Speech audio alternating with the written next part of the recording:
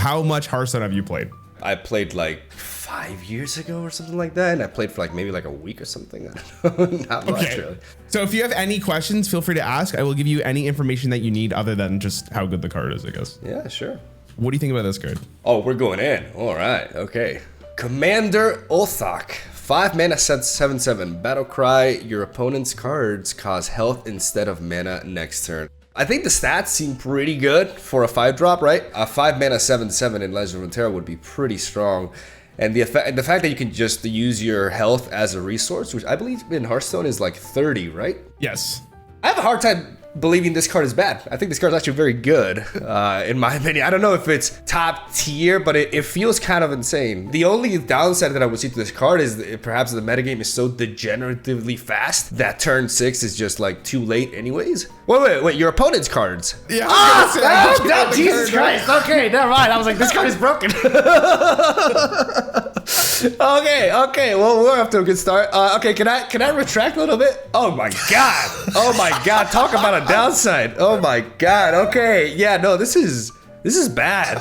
This is really bad. It's like, okay, go ahead and kill me next turn. I mean, yeah, like a 4 mana 7/7 was, like, it's not even like that huge of a stat line if you think about it, right? Because there used to be a 4 mana 7/7, so yeah, this is terrible. This card is actually just recently revealed for the upcoming mini set, so we actually don't know how good it's going to be, but I was very curious to hear your thought process on this. In the Hearthstone community, a lot of people think that this card's going to be bad, but the main purpose of this is probably going to be putting it into an aggressive style deck. Okay. You play this on 5 mana, and then in order for your opponent to react, they have to spend life, and that might be the difference of them dying, right? That makes sense. Like in a bit of an aggro deck, but I was just really thrown off because I thought like, okay, you have a 5 mana 7/7, and then you can just dump your entire. I'm like, this is. I was just trying. I was like really paranoid. Like there must be like something that I'm missing here, but this seems like insane.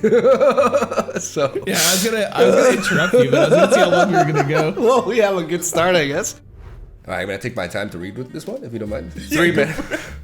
Copycat, 3 mana, 3/4, Battle Cry. Add a copy of the next card. You see, I'm reading slower now. Your opponent plays to your hand. A 3 mana 3/4 stat line. It's pretty much the vanilla stat line for Legends of Runeterra. Like, it's a pretty decent stat line. I'm not sure what the standard vanilla stat line for Hearthstone is as a 3-drop, but this must be very close to that. Effectively, this card is a decently statted 3-drop that allows you to get a card from your opponent and basically copy whatever they play. Like, the downside is if your opponent plays something that doesn't really synergize with your deck, it's not really that great of a gain, right? I think this card is pretty decent, honestly. Like, it just depends on how much value 3-drops give in this game, but having what is pretty close to a vanilla stat line and giving you, you know, whatever your opponent plays next and allow you to get that, like, that seems pretty good. I don't think this card's actually ever seen play. Oh my god, really? Yeah, so you're right on the stat line. The stat line's probably about average. The issue with this card is 2 things. One, when you build a deck, and it's probably the same thing in Runeterra, your cards are good for your deck, but they're not really good for your opponents. Now, there's very niche cases of that, but on average, you're getting a card that's absolutely useless, right? I think if the game would be a little bit slower, this card might actually see play, but at the moment, I think it's actually unplayable.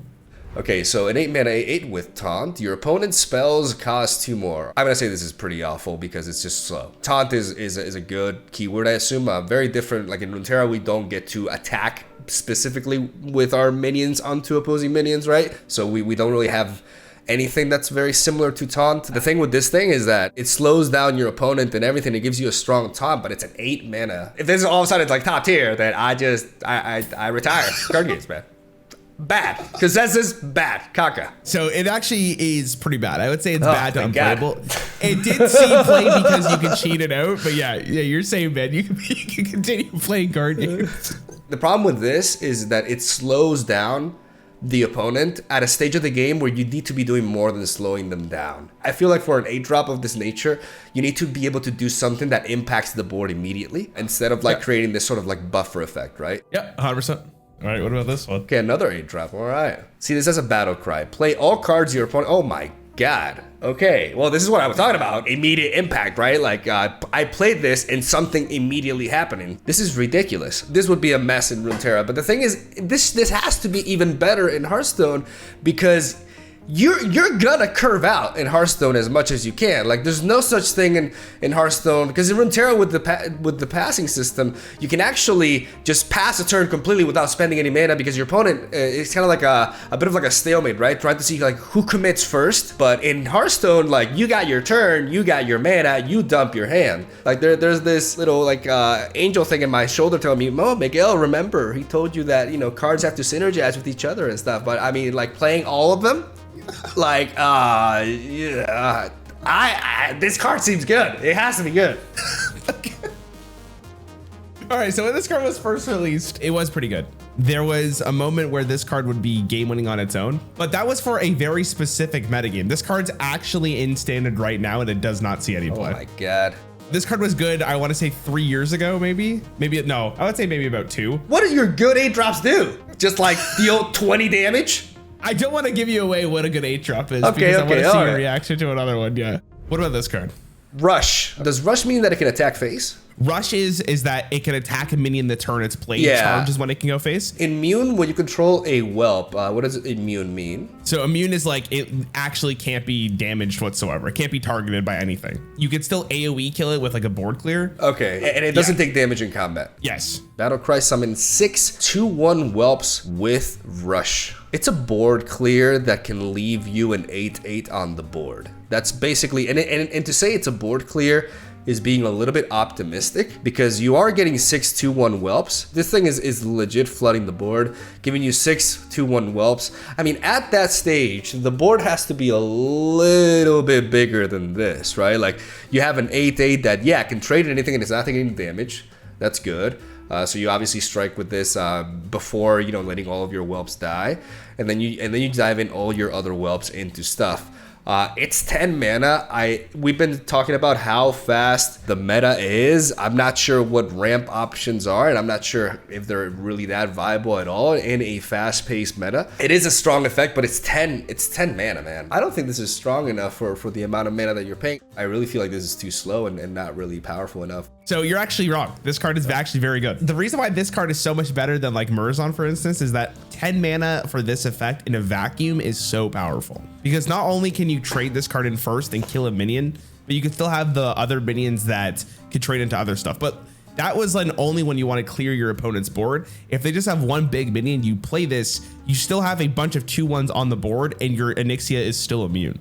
So this is an ongoing effect that your opponent absolutely needs to kill, unless they just have lethal from hand the following turn. Yeah, okay. I'm shocked, honestly, because it feels like it's not like 2/1s. Like I don't know what a board looks like at that stage of the game. Are there any decks like trying to cheat this out, or is this actually coming on turn 10? There is a card that can cheat this out, but this card will just see play at 10 mana. This effect is actually extremely powerful right now. All right, let's go for a cheap card. Let's see what you do now. All right, a 1-drop. Panflinger. Battlecry, deal 1 to a minion. What does Spellburst mean? Spellburst is when you cast the spell, the minion will return to your hand. Okay. If you're going first, this can be a little bit awkward, right? And I feel like a 1-mana 1/1 that just pings something can be pretty decent. Obviously, there is always a tempo loss to consider when you return an early cost unit to your hand. I think they should be decent. It helps you control the board early, and I think that's really important, especially if you're facing like aggressive decks. I'm gonna say this sees play in specific decks. Yeah, so entirely right. It's all play in a very specific deck where you could discount. So there's a mechanic called Librams, which you could discount to 0, and they were all spells. So you could put them on a minion, kill your minion off, that spell would come back to your hand that still costs 0 mana, and you could still be pen flinging throughout your entire turn. That was the majority of the time this card saw play. This card actually was nerfed from just deal 1 damage to anything to a minion. Yeah. So this card beforehand, when it just dealt 1 damage, actually went into a bunch of aggressive decks, because you just weave this in between your spells. Obviously, like that's a big difference. Like if it pings the face, you obviously can play this in like a burn deck. You would love that. Like just a 1-drop that comes in and just pings face and can just start attacking as well. I could totally see that. Also, this guy's voice line would go off every time you play it, right? He says, "Hey, loser," when he hits you with his thing. A lot of players did not like this card. What about this card? All right, Faceless Corruptor, Rush, oh boy, another Rusher, Battle Cry, transform one of your minions into a copy of this. We're talking about a game in which you want to definitely control, you want to wipe the board and control the board. This can transform anything. In the right deck, if you have like even if you have like something that you develop early on that just leaves you like a very weak token or whatever, like this can actually net you potentially like 16 stats for 5 mana that can actually interact with the opposing board and control it. I mean, this definitely feels good at, I mean, the stats, obviously it is understated for 5, but it has Rush. I don't know if it's top tier, but I definitely have a hard time believing this card sees no play. Like this card definitely sees play. Yeah, this card did see a ton of play when it was released. It started as a 5 mana 5/4, and then they nerfed it down to a 4/4. But even at 4/4, it was still played quite a bit. The main purpose of this card was this: usually you'd have a minion on the board, you would trade that into a different minion, or just get the face damage, and then you could transform it into a different minion, and that minion can attack. That's pretty good. What about this one? All right, 4-drop, 4/5, Lorekeeper Polka-It. Polka-It. Oh, poke out. English. Battle Cry, reorder your deck from the highest cost card. What did you send me, man? Oh my god. Reorder your deck from the highest cost card to the lowest card. So essentially this comes in and you're going to be drawing your highest cost card and then it's going down until your lowest cost card. This one's mean. You're not pulling any punches, are you? Obviously, this is extremely dependent on the card pool, especially like the fact that this thing comes in, you know, not too early, but not too late at turn 4. It's decently statted, right?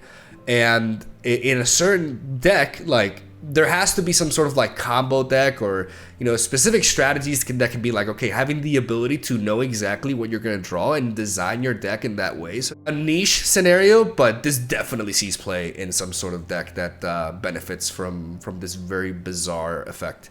Yeah, so your analysis is pretty spot on. This card was really good and very specific, like very, like I can't emphasize this enough, very good in particular decks, because in Hearthstone, usually by the time you get to 5 mana, you want to start building towards your win condition. But this card had so many different use cases. You could just put this as like on the top of an aggro deck to just consistently draw your best card going further into the late game. Really good in combo decks, because if you want to draw in a very particular order and you're just looking for your final piece, it's insane. There was another card that you drew 3 cards, and if it was on the left or rightmost side of your hand, it also discounted those 3 cards by 3 mana. So you could play this to reorder your deck, play that other card, and then just get your best cards possible at a discount. This card was like very, very good. It was actually nerfed to 5 mana, but then when it rotated to the other game mode, they undid the nerf. All right, 4 mana Vandar Storm Pike, 4 mana 4/4 Battle Cry. If this costs less than every minion in your deck, reduce their cost by 3. Okay, this is really interesting. Now, obviously, this has a very big price, right? It says it costs less than every minion in your deck, which means that also includes 4 mana minions as well, actually. So it's 5 drops and higher. But I mean, that means that from that point onwards, you get to play like an 8 drop at turn 5, a 9 drop at turn 6, and a 10 drop. I mean, it is an interesting ramp. It's kind of like a weird ramp effect that gives you a body. Jesus, this is like a really weird card. What I thought the other one was weird. It's a dope card. I mean, this card is right up my alley. I like to build like really wacky decks, and this is definitely something that I could have a lot of fun with. Is it top tier? I have a hard time, like, unless there's like a very specific deck for it, I have a hard time believing that. Is it playable? My heart wants to believe this guy is. Screw logic. I'm gonna go with my heart. I'm gonna say that there is actually a deck for this that can actually just completely just unleash the utmost degeneracy turn 5 onwards. This effect is very good. So if you get this consistently on turn 4, it is very likely that you will win games with it. The problem is you have to draw it and you have to be able to play it, right? And if you don't draw it and you're building a deck with this minion, your deck is pretty garbage, right? Like you kind of need to draw it. Exactly. That being said, like people have tried to get it to work, and it's not like the worst card in the world. Oh, I just realized you can't play 3 copies of this thing. You play 2, right? You play 1. Oh, because legendaries only have 1. Oh, wait, what? Oh, okay, let me retract that. I forgot the legendary cards are limited to 1, right? Yes. Ah, dang. Hey, let's scrap this one. Hey, this doesn't count. I thought you were playing 3 of these. First of all, I forgot about Hearthstone being limited to 2.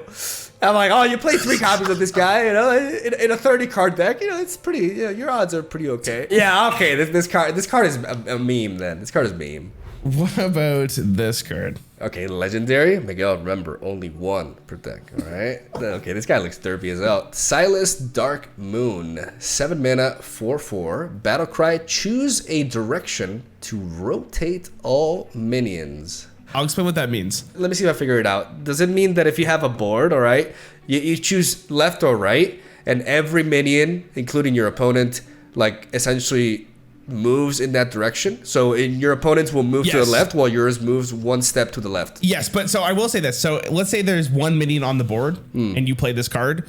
No matter what direction you're going to rotate this, that minion will go to the opponent's side of the board. I need you to repeat that because that I have no idea what you just meant. Like, Here, I'm going to send you a video just so you can see what it looks like.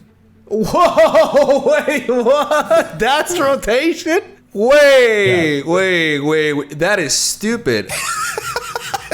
Okay, so how does this work if your opponent has more minions? If your opponent has 2 minions, you play Silas, it'll push one of the minions over to your side of the board. Then every single minion that is not on the edge of their side of the board will just get moved over a position.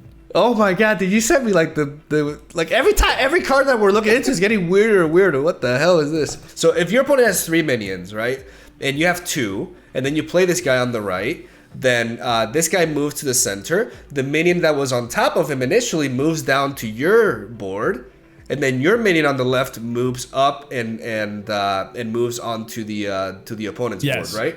Yeah, so effectively, there's always some sort of like minion exchange happening with this guy. Yes. Naturally, this is one of those cards that if this ever became meta, it wouldn't be a bad thing because it would increase the skill level in the game, right? Because good players would always keep in mind how they are positioning their units so that they don't have their shit stolen by this thing. I'm gonna say that this card is not meta, but it sees plays in like certain like meme strategies or specific decks that try to like kind of like get the surprise factor rolling, right? Yeah, so your analysis is pretty spot on. This is what we call a tech card. I don't know if you guys use that in Runeterra. Yeah. The main use case of this card was you would wait for your opponent to play a very big minion that you couldn't kill with your deck. You'd play Silas, they would get a 4/4, you would get this big minion. And that tempo swing could be ginormous. Yeah. Now that doesn't happen very often because that's just the nature of Hearthstone. But when this card was good, it was fantastic. But most of the time it just wasn't good enough to see play. Oh, this card must be so triggering though. It felt good. for you, for the guy playing it, but the other guy's probably just like smashing his monitor. Even the art is so trolly. It's like, here comes Silas. It just takes your girl. All right, what about this card? Voracious Reader, 3 mana, 1/3. At the end of your turn, draw until you have 3 cards. What's the general like opening hand size in Hearthstone? 3 if you're going first, and then you would draw a card when your turn starts, and then 4. it's 4 for the going second, and then you draw 1 when the game starts. This card, obviously it's understated, right? Like it's going to be very low impact as a 3-drop. The body is it's pretty much a 1-drop body at best. My biggest concern with this card is that you can build a deck that's very low curve, and if you don't draw Voracious Reader, then you can just run out of gas immediately. But I don't know exactly how aggro decks are structured in Hearthstone, like if they run card draw generally or not. The ability to draw at the end of every turn, like to just like dump your hand and draw 3 cards, is inherently very powerful in the right deck. But it's tricky. This card that you're giving me could be a bit of a trap as well. But I'm going to go ahead and say that in an aggro deck, this can be pretty wild. In an aggro deck, this was actually really good. This card started actually at 2 mana, which is actually insane. Jesus. It had that stat line as a 2-drop? Yes. Yeah. Oh my god. It had that stat line as a 2-drop. Oh my god. So they quickly realized how good this card was at 2 mana. Jesus. And then at 3 mana, it still saw play. It wasn't nearly as good. Yeah. Like obviously at 2 mana, it's like turbo broken, but this card still was very, very good in aggressive decks. It was just a really good draw engine. So this one, it has the keyword corrupt. Okay, so corrupt is you have to play a card that is a higher mana cost than this to corrupt it. But when do you have to play that card? As long as this card's in your hand, so if I play a card that is 7 mana or higher, then okay, so you have to play it before this. Corrupt. Yeah, okay, onto the board. Yeah. Okay, so it's a corrupt is an effect that triggers in the hand. It changes the battle cry, which removes the top 5 cards from your deck. corrupt your opponent's deck instead. 6 mana, 8/8. The deck size is 30, right? Yes. For 6 mana, and I mean, not really for 6 mana. If you want that corrupt effect, you're playing this on turn 8 or something, and you're essentially paying 6 mana to mill the top 5 cards of your deck. I'd like to believe that milling can be more efficient than that. I feel like that's a big price to pay. I think the big perk of Tickatus here is the stat line, even though it's not really that impressive either, because it is a 6 mana 8/8. I mean, that's pretty big. Ultimately, I think this card is bad. I'm not impressed by Tickatus at all. Yeah, your analysis is pretty spot on. This card was like, it had its reason to be played, but it wasn't like the greatest card in the deck. It was slightly a win condition, I would say, because there was a way to generate this again. So you would have 2 of them. And you could burn 10 cards from your opponent. Okay. But you were right. This card was too slow. A lot of the time you just could not play this card. It just was not good enough. Now, this card is arguably the most hated card in Hearthstone of all time. Really? Yes, because why? You said like milling in Hearthstone has not been around. They kind of took that away a while ago because people didn't really like that. They didn't like it, yeah. And because the way that Hearthstone runs, right? Like you can't interact with your opponent on their turn. So sometimes they would just play this and you would just lose 10 cards and you'd be like, what the hell? Competitive players didn't mind this card whatsoever, but a lot of people who played this game just casually absolutely hated it.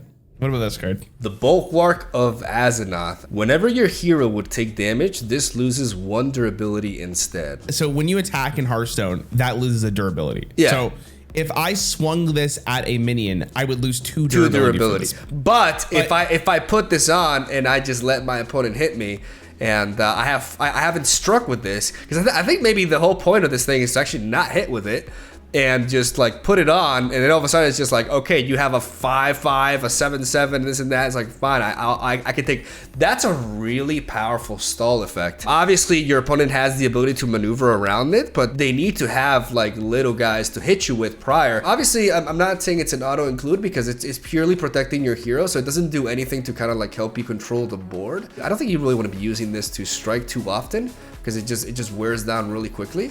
Maybe I'm wrong, but it feels like for stalling, for keeping your hero healthy, and in like certain like control decks, maybe like this could be really good. Like it prevents a lot. Yeah, I'm gonna say this is good. Control's not really a prominent archetype in Hearthstone. Okay. It is kind of now, but when this card was released, it did not see a ton of play. Okay. But when control was good, this card was insane. But the main use case for this card was actually against combo decks, because a lot of the combo decks deal damage. There's a deck in the game called Lifesteal Demon Hunter that can do upwards of like 200 damage, which actually sounds insane saying that out loud. But because all that damage was at once, you could actually just negate the entire thing with this one weapon. So if they did not have a way to actually remove the weapon immediately, you just won the game. All right.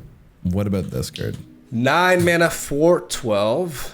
Collect goes. Your first spell each turn costs 0. Battle Cry, discover a spell. Discover is like create. So discover is when you play this card, you get 3 options in front of you, and then you pick one, and that card's added to your hand. Question: is there like any range, or is just like any spell? In this case, it'd be a mage spell because it's from the mage class. Okay, so it's limited to the class. Yes. The first thing that comes to mind is you can drop this on turn 9, and you can play a 10 mana spell for 0 mana right after it. Correct? Like you can do that. So for a mage, sort of like control, or maybe like control deck that aims to just like burn you in the late game with these huge bombs, this can definitely enable some wacky stuff, and it's providing you value upon entry. It's really thick, so hard to take down. It is not on its own doing much to immediately impact the board, but that's what the discover effect is for. And having your own deck, I would assume that there are some very powerful, very expensive mage spells that you can use as board wipes. So I'm gonna go ahead and say that this dude is pretty fire, pretty good for the right mage deck. Okay, so this card was released a while ago when it was first released, and that card saw play a bunch because the game was slow enough for you to play Caligos pretty consistently, and obviously it depends on what spells are in the game, but overall this effect was very good. They brought this card back from standard like literally a month ago. Okay. Has not seen play once unless it's randomly generated. Because it's too fast. The meta's too fast for it. I won't even say the meta's too fast. It's just, it doesn't feel like a 9 mana 4/12 that discovers you a spell and gives you just a 0 cost spell is good enough anymore. I wish this effect was better because it's definitely cool, but Mage is just doing better stuff right now, and it just feels like playing this in your deck is just not nearly good enough.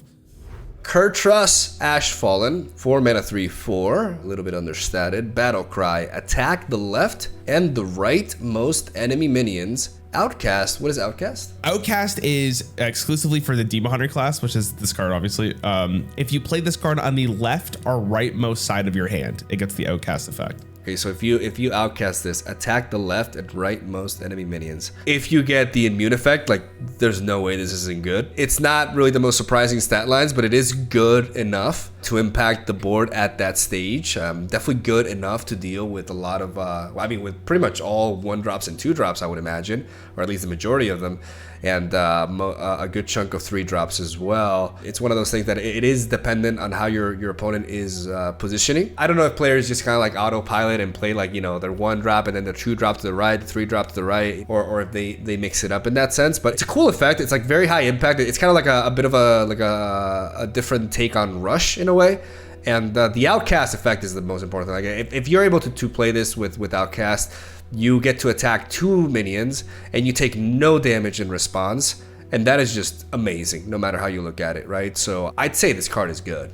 What if I told you this card was bad? Oh my God. Oh no. No. Why? Why? Demon Hunter arguably could just be doing better stuff than this, as weird as that sounds. This is a good effect, don't get me wrong, but this card was never main deck. You could randomly generate it, and that's about all the time you would see this card. Most of the time, really, this card is not doing enough. If you're not outcasting this card is horrible. And the thing about the outcast mechanic is that you want to keep your deck as low costed as possible, so you can move your hand. Your hand as much as possible. Where this card, if it's in your hand and it's not in a, like, you don't want to play this on its own, right? Like, you want to get the battle cry and actually hit minions, but it just never really worked out. In theory, it looks really good. It looks neat, but like I think I may have underestimated like enabling the outcast. You got me. You got me. I took the bait. I took the bait on this one. We'll do it with yours eventually. I'll be looking forward to it, man. And I'm looking forward to, you know, getting back at you. Dude, I wasn't trying to hurt you, I swear. I'm going for the juggler.